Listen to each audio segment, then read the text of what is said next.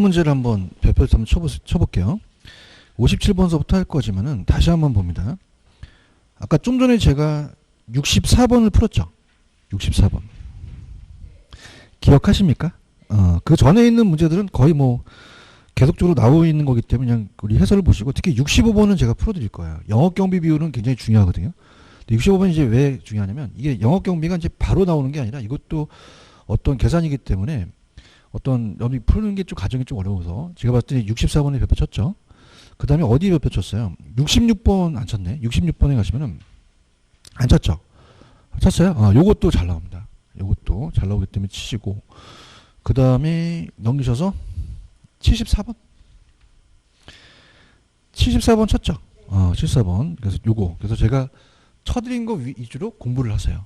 그죠? 그러니까 나머지 것들은 안 하겠다는 게 아니라, 나머지 것들은 출제가 잘 안 되는 부분이에요. 그죠? 그래서 이제 그 뜸하게 나오는 부분이기 때문에, 특히 이제 마지막 넘기시면은 76번도 기출이거든요. 76번 찾으셨습니까? 풀어드리긴 하는데 이게 한 10년 정도 됐어요. 뜬지. 근데 그때부터 안 나온다는 건 아예 끊겼습니다. 하지만 아까도 말씀드렸지만은 끊겼다고 안 하는 게 아니라 좀 끊길만한 하면 또 뺏긴 애들이 있어요. 그죠? 그러니까 요거는 이제 하긴 하는데 별표는 크게 치지 말라는 거죠. 아시겠죠? 그죠? 그 다음에 아까 작년에 나왔던 57번도 별표를 치되 조그맣게 치라고 그랬죠? 57번. 기억하십니까? 57번. 57번도 개인의 주장이 굉장히 강하기 때문에, 이런 문제다는 것만. 자, 임대인의 A와 임차인의 B가 임대차 계약을 체결한다. 향후 3년간 순영업소득 현재 가치 합계는 얼마냐 이렇게 돼 있잖아요. 자, 이거예요. 되게 골 때리는 문제인데, 자, 지금 1년 차에 5천만 원에서 매년 200만 원씩 증가를 하잖아요. 그럼 어떻게 됩니까? 자, 1년은 순영업소득이 얼마예요? 5천. 얼마씩 증가한대요. 개인의 생각이야, 이거는 완전히. 그죠? 그럼 2년 때는 얼마입니까? 5,200. 3년째 돼서는. 이거 이해 가시겠습니까? 개인의 생각을 낸 거예요. 그죠? 이게 순소득이고, 그 다음에 경비 있나요? 경비? 경비는 얼마씩 이제 적었는데요. 100만 원씩이죠? 완전히 뭐 지 생각이죠, 완전히. 그럼 어떻게 됩니까? 처음은 2천이잖아요. 1년 지나면 2,100. 2년 지나면 2,200이 되는 거죠. 그런가요? 자, 그럼 어떻습니까? 우리가, 자, 여기서 일단은 현재 가치로 다 땡겨 와야 되잖아요. 그래서 다 땡겨서 그걸 합계를 해서 경비를 빼라는 얘기예요. 아시겠습니까? 자, 따라서 일시불의 현가. 자, 그러면 얘를 어떻게 돼요? 0.95. 다 0.95를 곱하면 되죠? 얘네들은 얼마를 곱하면 돼요? 0.95. 제가 갈수록 제가 할인율이 크니까 수치가 낮아진다 그랬잖아요. 95. 그런가요? 0.85죠. 그렇죠? 자, 그럼 어떻게 됩니까? 지금 그냥 이건 중요하지 않기 때문에 해설을 볼게요. 4,750, 4,680, 4,590이 합계가, 자, 14020만 원이죠? 찾았습니까? 그 다음 얘는 어떻게 돼요? 할인을 하니까 어떻게 됩니까? 1900, 1800, 1890, 1870이죠? 합계가 얼마가 돼요? 5660이 되죠. 그런가요? 그럼 14,000이라는 자체는 이게 1억 4천이라는 뜻이거든요. 1억 4,020에서 5,660만 원을 빼라는 얘기예요. 그럼 8,360만 원인데, 다시 얘기합니다. 이거 나온다 안 나온다? 이거 개인적인 생각이에요. 그러니까 작년에 하도 압박을 줘서, 야, 올해는 결혼 어렵게 내야 돼? 어렵게 내야 되니까 지가 낸 거거든요. 근데 칭찬은 해요. 이거 만드냐고 얼마나 수고했겠어요. 하는데 다시는 출제되지 않을 거라는 걸 보는데, 기출문제는 그냥이다. 한 번은 풀어야 된다. 풀어야 된다. 이게 나오겠다는 걸만 보시지 그렇게 심각하게 보지 마세요. 아시겠죠? 그죠? 넘겨볼게요. 그럼 내가 어디 찍었어? 넘겨봐. 65번 찍었지. 따라서 영업 경비 비율 65번 찾았습니까? 자, 이게 이제 영업 경비 비율은 잘 나오거든요. 근데 이 자식들이 영업 경비 비율을, 영업 경비를 안 주고 아주 어렵게 떴어요. 그죠? 그래서 영업 경비 비율은, 자, 조소득이 내려가고요. 영업 경비가 올라가요. 영업 경비 비율은 항상 학계론에서는 앞에 게 올라갑니다. 그래서 영업 경비가 올라가고, 그 다음에 조소득이 내려가요. 근데 여기서 단 자, 우리가 가능 총소득에 대한 영업 경비예요. 무슨 총소득에 대한? 그럼 요거는 무슨 총소득이 되는 거죠? 가능이 되는 거죠. 이해 갔나요? 자, 그럼 뭐 갈게요. 자, 지금 호당 임대료가 연 얼마라 그랬어요? 500만 원. 65죠. 그럼 곱하면 3억이 가능 소득이에요. 영업 경비를 모르잖아요. 그렇죠? 그럼 이거를 네가 구하라는 얘기죠. 볼 때는 문제였어요. 그죠? 우리가 그럼 간호소득이 3억이라는 건 아시겠습니까? 그러면 가공기 유용순, 가공기 유영순.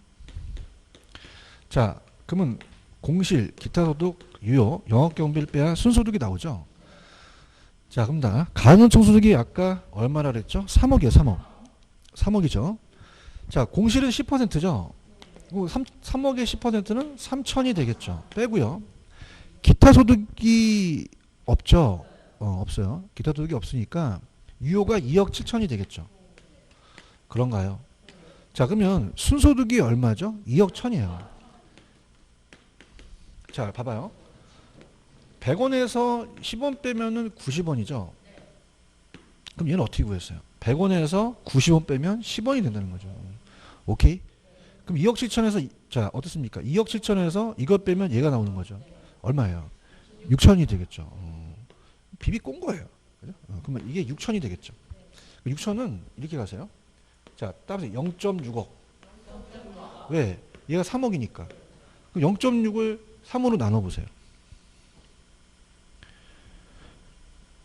0.2가 되나요? 그죠? 아니, 나눠봐, 일단.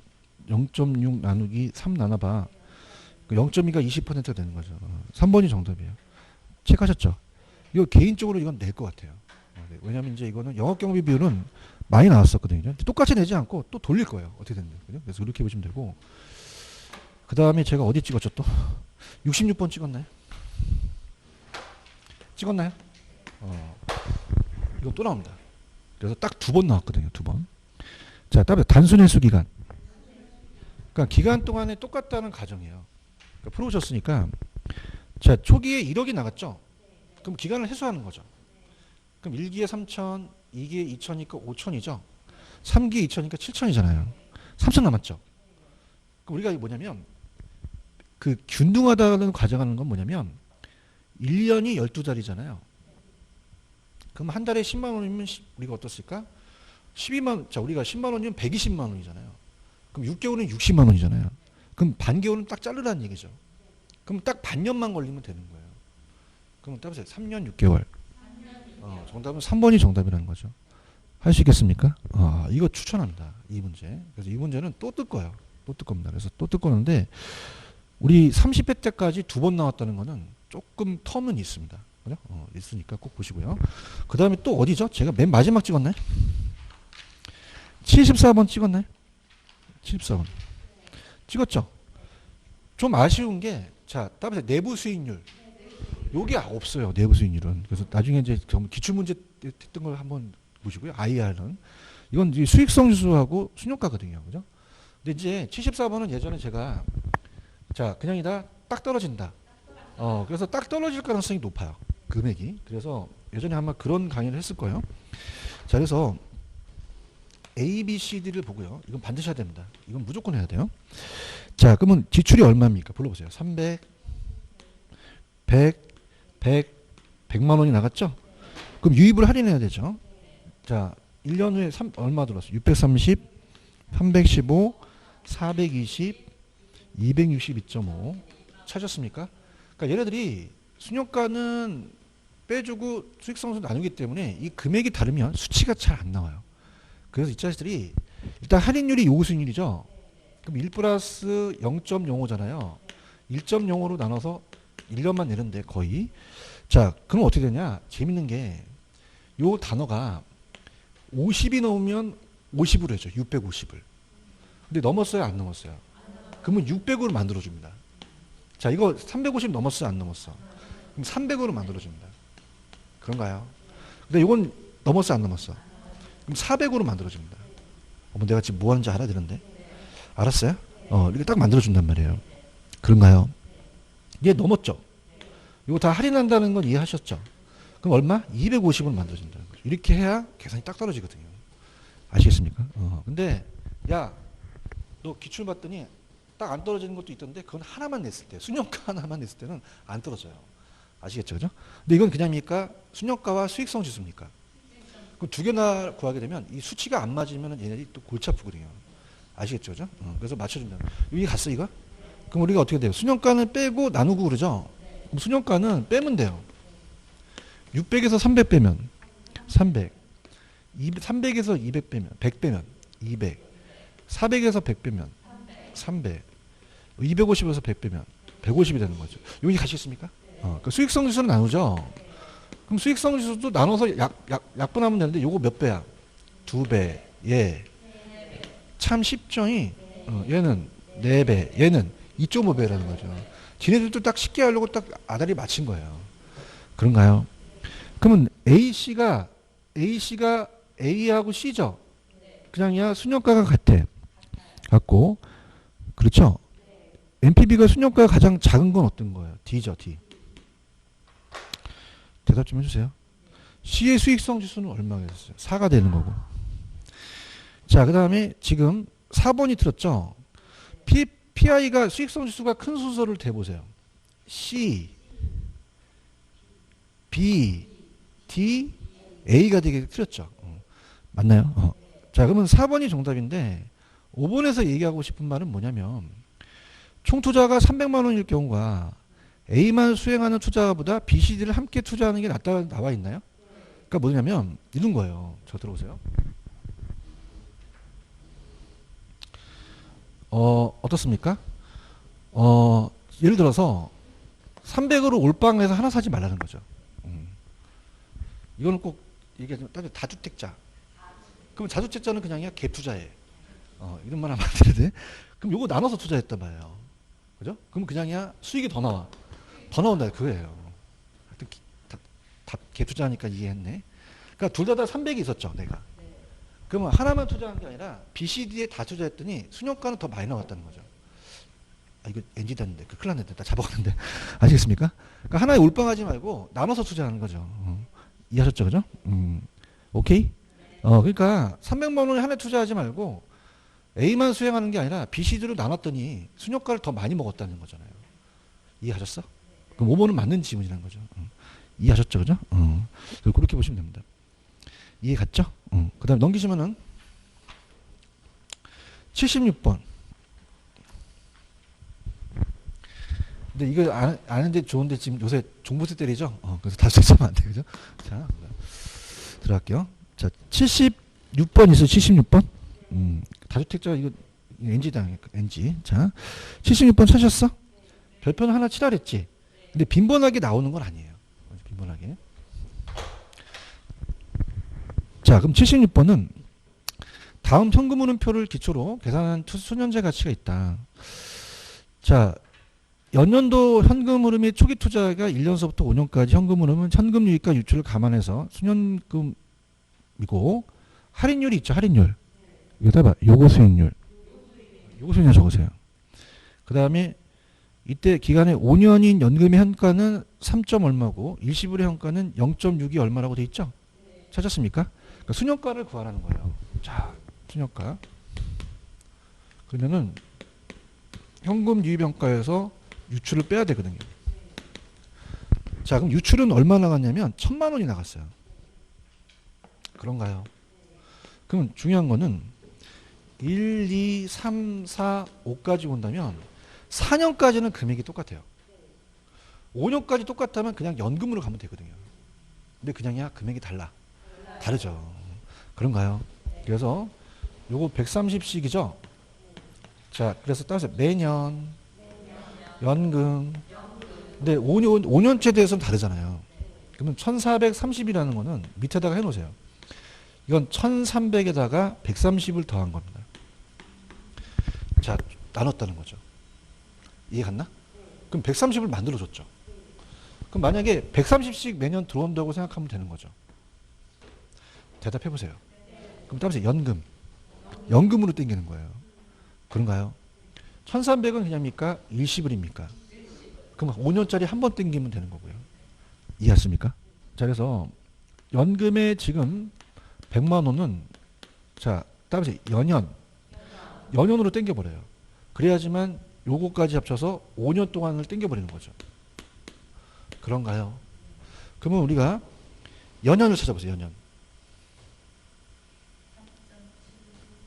그렇죠. 왜 한 번만 얘기해? 3.799079죠, 그죠? 맞나요? 그러면 계산기 두들기세요. 130에다가 자, 130에다가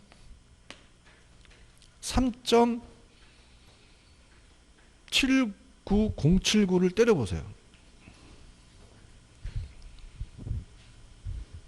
해설에도 있지만 얼마가 나와요? 492.8027이 나옵니다. 찾았습니까? 자, 그 다음에 요 1430은 따라서 20을 1300은 20을이죠. 그럼 1300은 20을을 땡기라는 거예요. 20을. 그래서 20을을 자, 따라서 1현 10을의 현재 가치가 5년짜리 있죠. 자, 5년짜리가 0.6 얼마라고 되어 있죠. 두들겨 보세요. 1300에다 두들겨 보십시오.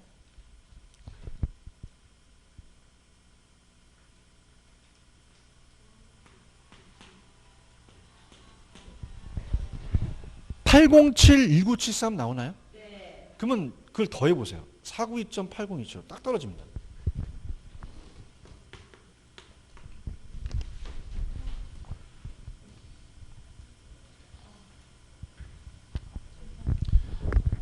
딱 떨어지나요? 1300이 나오죠. 그래서 빼면 300만 원이 3번이 정답이에요. 그죠?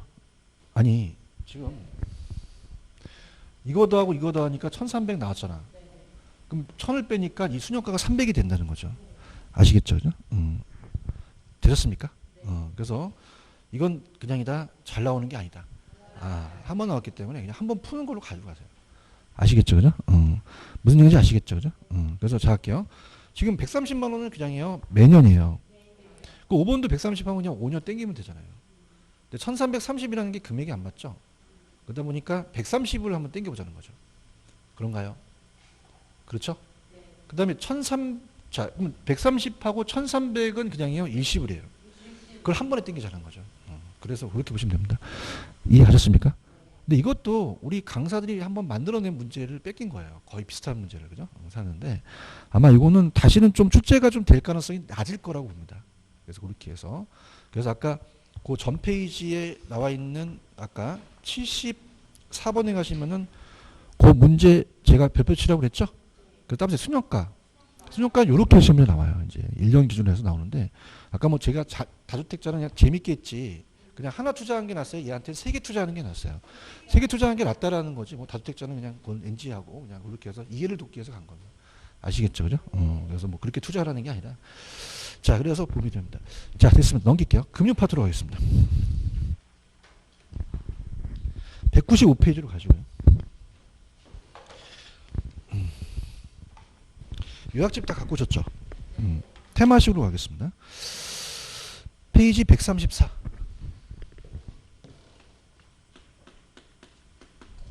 그래서 자, 우리가 이제 부동산 금융은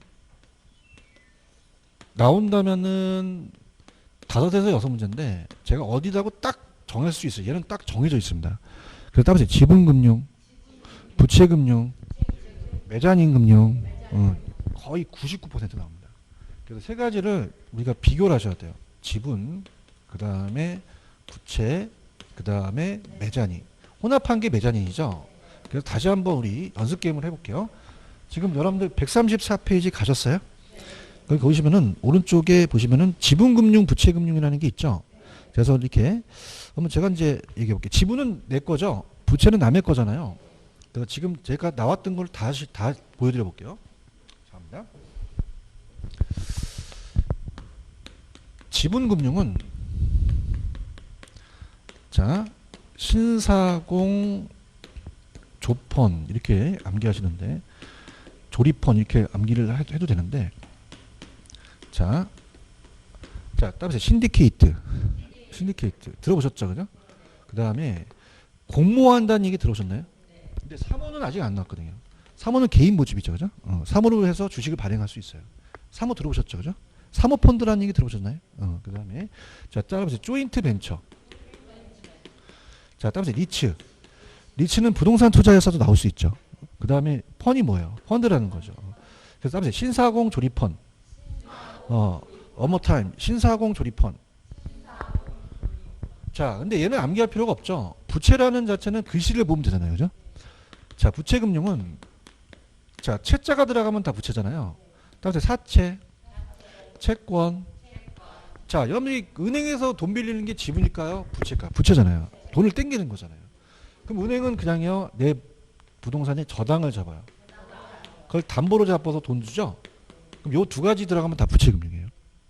자, 그런데 주의하실 게 신탁증서금융 기억나시죠? 자, 신탁증서금융은 뭐였죠? 우리가 이 토지 소유자가 신탁회사한테 형식상 소유권을 넘겨버려요. 그럼 그냥입니까? 수익증권을 발행합니까?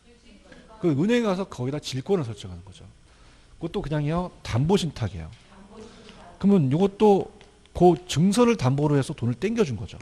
그래서 요게 나오면 요걸로 고치셔야 됩니다. 담보로. 그런가요? 그 다음에 ABS는 원래는 자산담보부지권이 맞아요. 근데 자산 유동화지권이라고 나오는 거는 여러분 생각해 보세요. 담보가 들어갔어요? 안 들어갔어요? 안 들어갔지만 예산 자산담보로 가야 됩니다. 맞죠? 그 다음에 ABCP라는 것은 굉장히 우리가 자산, 자, 따라서 담보부 기업어음. 그러면 담보라는 게 안 들어갔어요? 들어갔어요. 들어갔으니까 얘도 부채금융으로 가져가시는 거죠. 맞나요? 그 다음에 제가 이런 거 아세요? 자, 넘겨보세요. 메자닌 금융이 있어요. 그렇죠. 잘하십니다. 어디에 매달려? 그래서 맨 마지막에 있었죠. 독특하게 이 저자분이 어디에 나왔죠? 저도 찾았는데 맨 마지막에 168페이지에 해놓지 않았나요? 168. 찾았습니까? 찾았어요? 자, 메자닌은 혼합형이에요. 그래서 어디에 매달려? 전신주에 매달려. 전이 뭐죠? 전환사채야. 전환사채는 우리가 원래는 채권인데 주식으로 전환해줘요. 그러니까 두 가지 성격을 다 갖고 있습니까? 다 갖고 있고 신주이수권 부사채도 마찬가지죠. 신주이수권 부사채도 자 원래는 그냥입니까? 얘도 채권으로 매입했습니까? 그 다음에 신주로 주식을 인수해 주는 거죠. 그럼 두 가지 나오면 메자닌 금융 찍으셔야 돼요. 할 수 있겠죠? 그죠? 할게요. 자, 문제로 갑니다. 195페이지 가시면은 자, 다른 문제는 중요하지 않기 때문에 답만 볼게요. 자, 195페이지 1번 문제는 큰 의미는 없어요. 타당하지 않는 거 1번. 자, 이거는 조세의 기능. 소득지분배나 자원배분은 금융의 기능이 아니에요. 조세의 기능으로 고쳐주고요. 그 다음에 2번 갑니다. 여러분들 이게 기출인데요. 참 재밌는 게 자 보세요. 제가 부채금융은 아까 저당 담보 채권 나오면 부채라 그랬죠. 그러면 그게 다 들어간 놈이 있어요. 어떤 게 다 들어갔을까? 3번인가요? 효자. 그다음에 저당, 담보, 채권. 그럼 이건 부채죠. 그런가요? 그다음에 아까 자, 따라서 신사공 조립본. 자, 따라서 신디케이트. 있어요? 자, 공모 있어요, 공모? 자, 신사공모, 신사공조. 조인트 벤처는 없죠. 리츠 있나요, 리츠? 그 영어가 리츠예요. 펀드 있죠. 펀드 찾았죠, 그죠? 그래서 3호라는 건 아직 안 나오는데 그래서 계속적으로 머릿속에 신사공 조립펀만 암기하시면 되거든요. 그죠? 근데 자, 지분을 암기할 필요가 있나요? 부채로 가는 게 낫나요? 채자나 저당 잡는 게 더 낫는 거죠. 근데 제가 하도 여러분들이 많이 힘들어하니까 이 암해를 만든 거죠. 신사공 조립펀이 지분금융이니까 그렇게 보시는 거죠. 아시겠습니까? 이해 갔어요? 넘겨보세요. 3번 부채금융을 고르라고 했나요? 그러면 신사공 조립형 아닌 거 보면 되나요? 그러면 어떻게 돼요? 신디케이트 조인트벤처 공모 아닌 게 니은하고 디귿이죠. 근데 주의하실 게 주택상환사채는 사채가 붙었죠. 근데 ABS는 아무것도 안 붙었잖아요. 그럼 자산유동화지권이 부채라는 걸 알아주셔야죠. 3번이 정답인가요? 그런가요? 대답 좀 해주세요. 근데 아쉬운 게 메자닌 금융은 안 되더라고요. 메자닌 금융 빠졌어요, 그죠? 그래서 보시면 되고. 자, 그럼 4번 갑니다. 4번. 4번은 이제 부동산 금융이니까 틀린 거를 보신다면 4번에 2번을 가볼게요. 자, 제가 이런 얘기 했었죠, 아까. LTV, 대부 비율. 어떻게 됐어요? 싹 다 커진다 그랬잖아요. 그런가요? 그럼 여기서도 이 2번이 융자 비율이 대부 비율이거든요. 수요, 부동산 수요 증가하죠. 아, 나왔네. 체크하셨죠, 그죠? 거기다 싹 다 커진다라고 가져가시면 돼요. 이해 갔나요? 그다음 다른 것들은 뭐 여러분들이 다 아는 내용이니까 5번 문제는 보지 마세요. 좀 문제가 안 좋더라고. 5번은 뭐 단기 투자 뭐 이만한 뭐 이런 건 자기 개인적이니까 읽으세요. 제가 하는 게 좀 안타까워요. 제가 하는 게. 5번 보지 마세요. 여러분들 인정하실 겁니다. 6번 보세요. 자, 주택도랑 대출을 설명한 것이 틀린 것은 3번. 대출 기간은 이자의 변동에 따른 손실 위험을 회피하기 위해서는 어느 의자를 선호합니까? 변동이죠. 변동을 해야 나중에 전가시킬 수 있잖아요. 이거 이해하시겠습니까? 그 다음에 교수님, 요거는 중요한 게 기출입니다. 기출이 다 볼게요. 자, 고정금리는 바뀌어야 안 바뀌어? 약정금리로 초기서부터 만기까지 원리금 상환하는 거죠. 변동은 바뀌죠. 사전에 약정하는 방법으로 일정 기간마다 대출금 조정하죠. 조정하고 이게 기준금리를 조정합니다. 자, 그 다음에 4번. 자, 별표. 이거 잘 나옵니다. 자, 따라보세요. 조기상환. 조기상환은 시장이자가 약정보다 낮았을 때 조기상환을 유인해요. 이거 잘 나와요. 대단 잘 나와요. 근데 만약에 시장이 약정보다 높으면 대출 기간은 수익성이 악화되죠. 그래서 그렇게 됩니다. 정답은 3번인가요? 넘겨보세요. 7번도 기출입니다. 기출이라고 적어놓으세요. 최근에 주택자금 대출은 변동금리로 이루어지는 경우도 많다. 일반적으로 만기가 동일한 경우에 변동을 차입자하는 것이 고정금리 차입하는 것보다 이전에 낮은 건 이 변동에 대한 그 위험을 누구한테 전가시키는 건가요? 차입자죠, 차입자. 1번이 변동금리 차입자가 금리 위험을 부담하기 때문에 그런 거죠. 1번이 정답인가요? 이렇게 보시면 되고. 그 다음에 8번도 그냥 답만 볼게요. 자, 틀린 거를 보시게 되면, 자, 우리가 요거는 좀 볼게. 요거는 1번. 원리금 균등 상환에서 상환 기간이 지날수록, 자, 우리가 원리금 균등이라는 게 이거잖아요. 원금 균등이에요? 원리금 균등이에요? 자, 그러면 자 볼게요.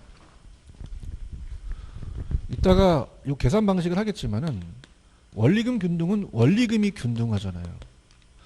자, 그럼 생각해 보세요. 원리금이 매년 똑같겠죠? 대답해 봐요. 자, 그러면 원금 균등이나 원리금 균등이나 고정금리 때 이자라는 건 상환된 금액에 적용시켜요? 남아있는 금액에 적용시켜요? 남아있는 금액이 점점 줄죠. 첫 해는 상환을 안 했어요. 그래서 이자가 많습니다. 뭐가 많다? 이자가 많고 점점 이자가 어떻게 되죠? 줄죠. 그럼 이 밑에 있는 게 뭘까요? 원금이죠. 원금은 점점 늘어나겠죠. 그죠? 갈수록 뭐는 줄고 원금은 늘어나죠. 요 1번 이해 가시겠습니까? 그러면 시간이 갈수록 이자 지급이 차지하는 비율은 줄어들고 원금 상환 차지하는 비율은 커진다라는 얘기죠. 그런가요? 자, 만약에 내가 1억을 빌어서 6천만 원을 상환을 했으면 60%가 상환 비율이죠. 그럼 4천만 원 남으면 40%가 잔금 비율이잖아요. 그럼 상환 비율은 상환 원금에 대한 이미 상환된 금액의 비율이죠. 그런가요? 그래서 우리가 왜 여러분들 그 화폐시장 가치에서 뭐 1 플러스 R의 N승이라는 거 아시죠? 그래서 이 상환 비율이라는 것도 자, 따라보세요. 잔금 비율. 이게 연금의 현가계수라는 수식으로 이용하거든요. 그러면 그 안에 그냥입니까? 이자율이 있습니까? 만기나 상환한 기간의 함수로 표시할 수 있죠. 그 다음에 잔금 비율도 마찬가지예요. 상환 원금에 대한 앞으로 상환할 잔금의 비율을 의미하며 이자율 만기 남은 기간의 함수로 또 표시할 수도 있다는 거죠. 이해하셨습니까? 수식으로 가니까 상환 비율에서 1을 빼면 잔금 비율이 되죠. 그런가요? 그래서 상환 비율은 이제 지분 형성이 되겠죠. 상환했으니까 내 거로 오잖아요. 자, 상환 비율은요. 여러분들 내가 1억에서 6천만 원 갚으면 60%잖아요. 그럼 6천만 원은 상환된 금액이잖아요. 그러면 상환 비율은 차입자가 매기간 갚아야 될 원리금 상환액만큼입니까? 원금 상환분만큼입니까? 원리금을 상환한 게 아니죠. 그 원금에 상환한 만큼의 증가된 거죠. 이해하셨습니까? 이렇게 됐습니다. 자, 9번 갑니다. 자, 주택금융시장에서 오른 것은 기억, 금융감독기관은 주택 더당 대출의 대출 기준인 대부 비율. 아까 대부 비율이 높으면 주택 수요도 증가하잖아요. 그런가요? 그러면 주택 수요가 줄어들겠어요? 증가하겠어요? 자, 주택 저당 대출 금리와 주택자금 공급을 조절하면 수요에 영향을 미칠 수 있다. MBS를 많이 발행하면 어떻게 돼요? 2차에서 1차로 돈을 가져. 그럼 주택 저당 대출의 공급이 어떻게 됐어요? 늘어나고 주택 수요도 증가하게 되죠. 이 MBS 제도가 보금자리론이에요. 보금자리론은 고정금리입니다. 그러면 공사가 이 금리는 무슨 금리로 간다? 고정금리로 가요. 그렇죠. 변동이에요? 고정이에요? 그래서 10년, 15년, 20년, 30년 상한입니다. 그러면 단기는 있어요? 없어요? 없고 다 10년 상한만 있다는 거죠. 틀린 지문인가요? 그렇죠. 그 다음에 다른 조건이 일정할 때 여러분 보세요. 고정은 은행은 바뀌어요? 은행은 안 바뀌어요? 변동은요? 고정은 미리 인플레까지 반영을 해서 위험 할증률을 높여야겠죠. 그러면 초기에는 고정이 높겠죠. 맞습니까? 그럼 다른 대출 조건이 동일할 때 통상적으로 고정이 변동보다 높다는 게 맞겠죠. 그럼 정답은 3번이 정답이죠. 이것도 기출이었습니다. 기출. 여기까지 가시겠습니까? 넘겨보세요. 10번 갑니다. 고정금리와 변동금리는 다 풀면서 얘기를 할게요. 자, 10번. 고정금리 대출에 관한 설명 중 옳은 것은 자, 은행이요. 예상치 못한 인플레이션이 발생되면 위험하죠. 자, 어떨 때 위험할까요? 고정이 위험하죠. 그죠? 그러면 어떻게 돼요? 유리하려면 어떤 금리? 변동금리로 하는 게 낫겠죠. 자, 일반적으로 대출 기준 시점에 변동이 고정보다 높습니까? 고정이 높습니까? 고정이 높고, 아까 3번 조기 상한 기억하십니까? 시장 이자가 어떻게 하락했을 때 고정금리 때는 조기 상한에 대한 위험이 커지겠죠. 대출자가. 3번이 정답인가요? 변동금리 대출은 시장 상황에 따라 이자를 변동시킬 수 있죠. 그럼 기준금리, 가산금리를 별도로 고려하지 않는다. 가산금리도 고려한다. 고려하죠. 가산을 해야 또 차입자한테 받을 수 있잖아요. 그런가요? 자, 변동금리 대출의 경우는 자, 시장 이자의 상승 시 자, 이자 조정기가 짧을수록 대출자가 불리할까요? 유리할까요? 유리하죠. 빨리빨리 전가시키니까. 3번이 맞죠? 자, 11번 갑니다. 11번이 기출이라고 해놓으시고 1번 이제 보는데 자, 이렇게 보면 됩니다. 연간 이자율이 똑같다면은 1억을 빌려서 연 12% 받는다면은 한 번 받는 것보다 나눠서 받는 게 낫다는 얘기예요. 그래서 분기로는 1기, 2기, 3기, 4기라고 한다면 그럼 나중에 1200만 원을 받는 게 낫습니까? 중간중간 받아보는 게 낫습니까? 그러면 이자가 또 붙잖아요. 그럼 1년 있다 3% 미리 땡겨 받는 게 낫고 그럼 그냥 나누는 게 나아. 나누는 게 이자를 더 많이 잘 수 있다는 거죠. 오케이? 그럼 연간 이자 같은 1년 만기 대출의 경우는 한 번 이자를 받는 것이 기간 중 사회 나누는 것보다 불리하다고 하셔야 되죠. 반대로 가셔야 되죠. 1번이 있었나요? 이거 기출이라고 해놓으셨나요? 자, 대출자는요. 고정금리를 할 때 명목을 잡을 때는 그냥입니까? 위험도 더해야 됩니까? 그럼 시장 이자율이라든지 위험에 대가 기대 인플레이션도 고려해야겠죠. 자, 변동은 아까 뭐하고 뭐를 가산한다고 했어요? 기준하고 가산금리를 가산하죠. 아까 변동금리는 이자 조정기가 짧을수록 누구에서 누구로 전가시켜요? 대출자에서 차입자한테 짧을수록 더 전가되겠죠. CD는 변동이죠. CD는 변동금리 주택담보대출이 되겠죠. 이해하셨습니까? 이렇게 되면 됩니다. 무슨 말씀인지 아시죠? 그다음에 이렇게 해서 보시고요. 그 다음에 자, 요약집을 한번 가볼게요.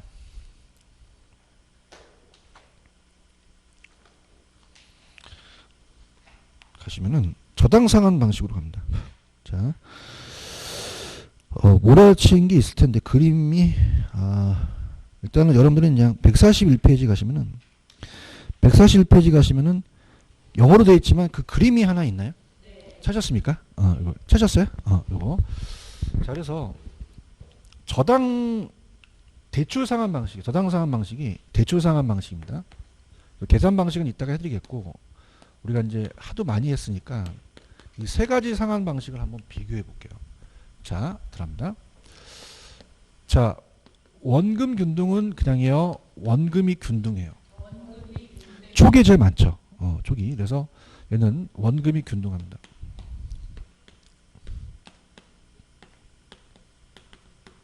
균등하게 내죠. 그 초기 이자가 적겠어요? 제일 많겠어요? 많죠. 많고 점점 줄죠. 그래서 자, 다음에 체감식. 그러면 초기에 제일 적다, 제일 많다. 많은 상한이 원금 균등 상한 방식이에요. 그런가요? 근데 중간이 이제 원리금이죠. 원리금은 균등하죠. 그래서 중간 정도예요. 이 상한 정도에 대한 속도가. 그래서 원리금 균등 상한 방식은 자, 원금이 균등해요. 원리금이 균등해요. 얘는 원리금이 감소하죠. 그죠? 자, 그럼 원리금이 균등이라는 건 나와 있잖아요. 그럼 아까 초기에 이자가 높다 그랬죠. 갈수록 이자가 준다 그랬죠. 이걸 노린단 말이에요. 그럼 얘가 이자가 차지하는 비중이 크고 점점 이자가 줄겠죠. 그렇죠? 원금은 점점 어떻게 돼요? 증가하겠죠. 그렇죠. 그래서 우리가 고정금리를 봤을 때 얘는 초기에는 200 상환하고 자, 얘는 130 상환했어요. 그럼 초기에 그냥입니까? 원금이 더 높습니까? 원금 높죠. 최정식이 제일 낫죠. 그래서 옛날 했던 거 이제 머릿속에 두시고 정리할 때입니다. 자, 최정식 상환 방식은 점증식이에요. 그럼 점증식은 늙은 부부가 좋아요? 좋아요? 소득이 안정된 젊은 부부가 좋아요? 그럼 초기에 많이 내요? 초기에는 적게 내요? 60만 원만 내라는 거죠. 이자도 못 미친다는 거예요. 그럼 이 원리금 자체가 굉장히 적겠죠? 그러면 그냥요 점점 많아져요. 그럼 나머지 이 이자 부분은 전체가 더 커지겠죠. 전체적으로 본다면 초기서부터 그냥입니까? 부의 상환입니까? 부의 상환이어서 이 잔금이 만약에 1,000만 원이면 1,040만 원으로 늘어나요. 그럼 갚아야 할 금액이 더 많아진다는 거죠. 그럼 우리가 영어로 적어 놓으셨지만 저는 이제 한글로 한번 해볼게요. 자, 지금 일단은 여러분들이 이게 머리 아프니까 자, 따라서 머리 아파. 영어로 돼 있죠, 그죠? 그러니까 한글로 이제 적어주는데 첫 번째는 원리금이 저당 지불액이 원리금입니다. 그다음에 두 번째는 잔금이에요. 잔금. 자, 그럼 원리금은 너무 쉬운 게 자, 초기하고 후기를 봤을 때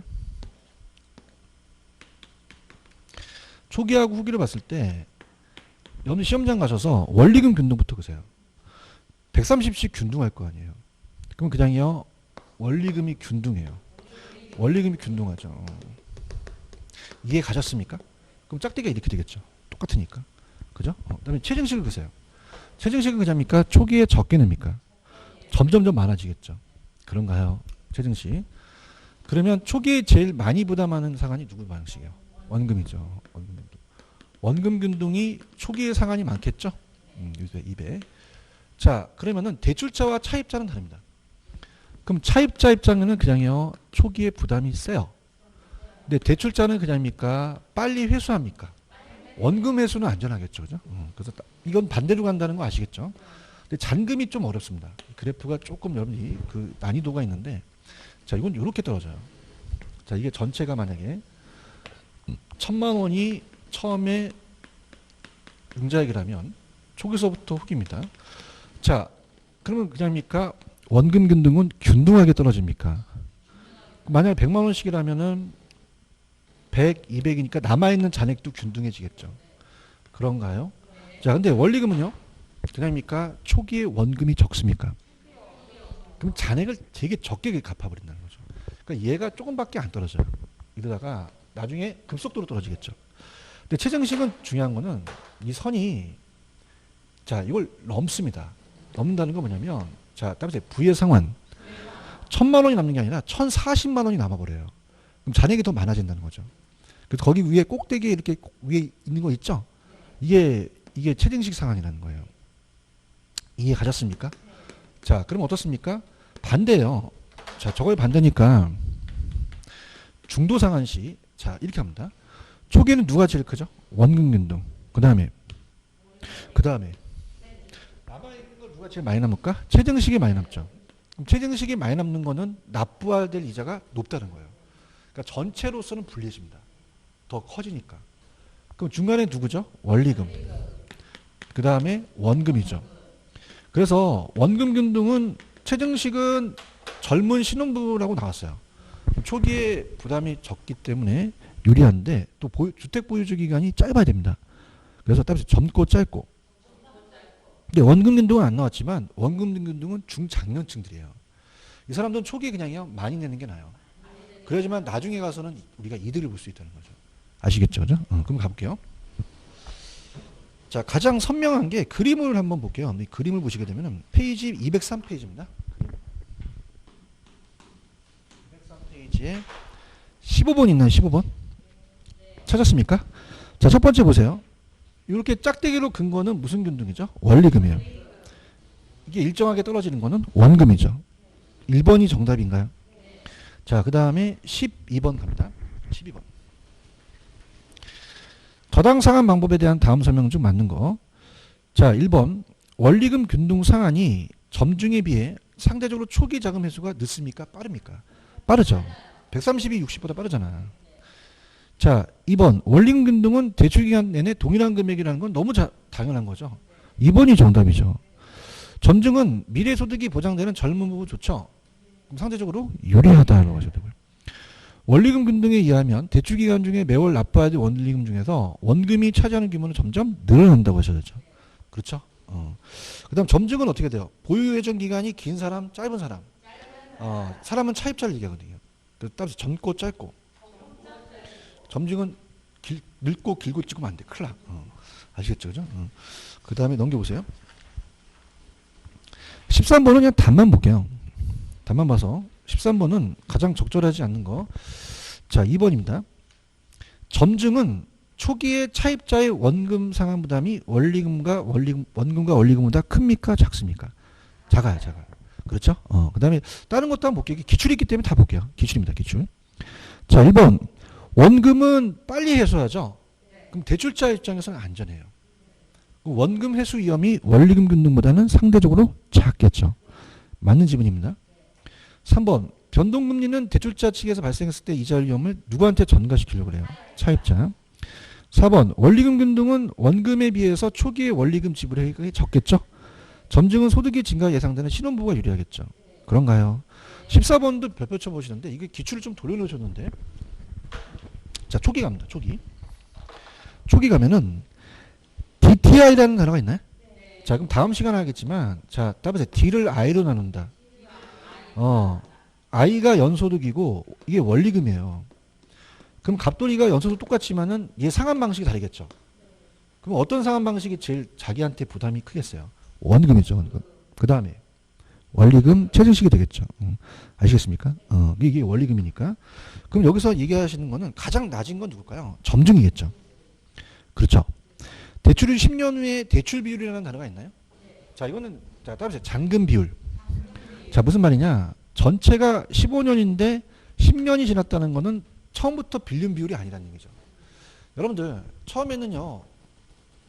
요새 대출 규제가 심하잖아요. 근데 보금자리론이 1억에 7천만 원을 빌렸죠. 얘기해봐요. 근데 그냥요 상환을 해요. 그럼 만약에 1억에 7천만 원 빌렸는데 갚아서 5천만 원 남았어요. 그럼 따보세요. 대부 비율, 잔금 비율. 이건 잔금 비율을 얘기를 해요. 같이 가자. 처음에 대부 비율이 아니죠. 중도 상환한다는 건 남아있는 잔금 비율입니다. 동감하십니까? 그럼 이건 그냥이야 잔금을 얘기해. 잔금을 얘기하는 잔금을. 이해 갔나요? 그럼 잔금이 가장 높은 건 누구예요? 점증이 상환이 되겠죠.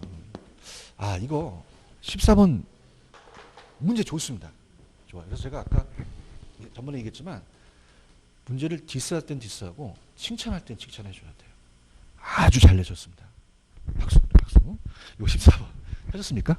절묘하게 기출을 돌려내신 거예요. 원금 균등을 최종 점수를 바꿨거든요. 이해하셨죠? 그죠?